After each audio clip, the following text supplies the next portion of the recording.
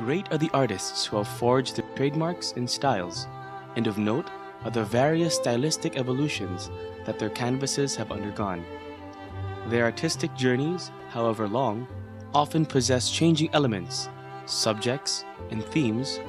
Through their artistic inclinations and developments are rooted in their early works, takeoff points for what their art is to become.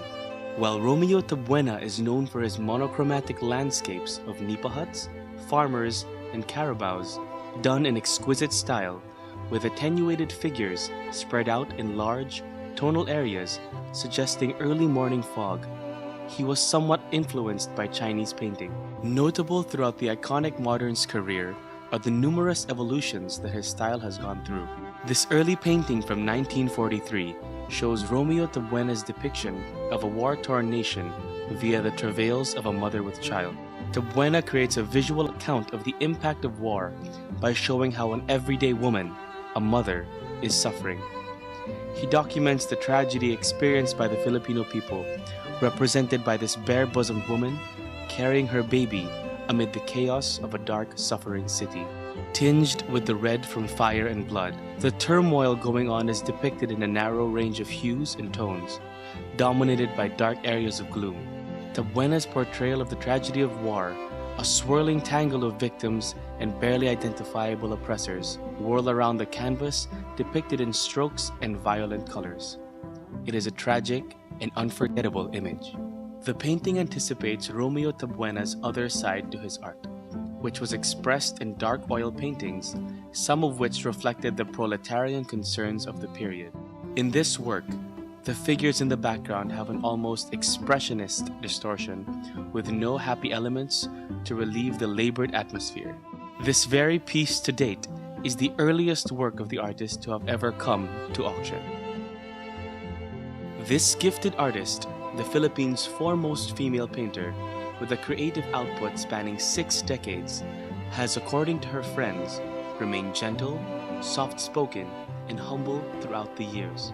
Through the various tumultuous events that had passed, including the Second World War, Anita Magsaysay Ho's outlook remained resolute. The war years did not prevent Anita from painting either. Her father provided her with thin, smooth, white boards of wood, about 4 inches square, on which she painted portraits. When the family evacuated Manila to Montalban, she managed to paint palette knife landscapes. During the 1940s, Magsaysay Ho's work showed the influence of Amarsolo in choice of subjects and in treatment of light and color.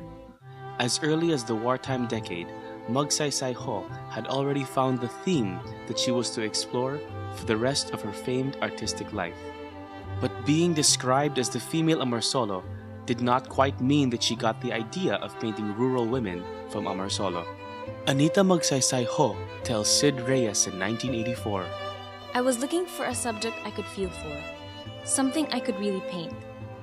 Well, I am a woman, and I know how a woman feels. But what really inspired me to do those women is Brugal. It was this that veered the pioneering brush of Magsaysay Ho towards your artistic predilection to be. Signed Anita Magsaysay, this 1943 mother and child work is the oldest work of the artist to ever appear at auction. At first glance, this painting would look like a classic Fabian de la Rosa, a sensual declaration of vulnerability by an earthbound lass, as she broods on the bank of the brook, mythological in her beauty and humble eloquence. Though this work possesses qualities that would qualify as a Fabian de la Rosa, with its intricate details, circular waves on the water, and powerful brushstrokes, this was actually done by Fabian's most famous pupil, Fernando Amarsolo. Throughout his career, Amarsolo hired models to photograph, paint, and sketch. This particular nude in a bucolic setting is from 1915, before Amarsolo went to Spain and had developed his renowned backlighting technique with the influence of the Spanish master Joaquin Sorolla. This makes this very piece the oldest Fernando Amarsolo that has ever come to auction. Intriguing is the story of how this piece survived the war. A distinguished pastor, Reverend Vincent Gowen, received this beautiful painting as a gift from his wife in 1930. The family had come to Bisao, Mountain Province in 1928, where Reverend Gowan would serve as the resident priest of St. Benedict's Church and headmaster of St. James School until their interment by the Japanese at Camp Holmes during World War II. When the beloved family was taken away, the people of Bisao took responsibility of this painting and other valuables by burying them under the kitchen of a St. James schoolmaster. After the war, the items were recovered and shipped to the Gowans in the United States, where they had returned after their release. In 2010, in loving appreciation of the time spent there, the Gowan family returned the lady to the Philippines to the care of Brent School Inc. Great, iconic, and timeless, these masterful works, the oldest of their kinds to be featured in auction, are without a doubt some of the most important pieces by these highly sought-after artists.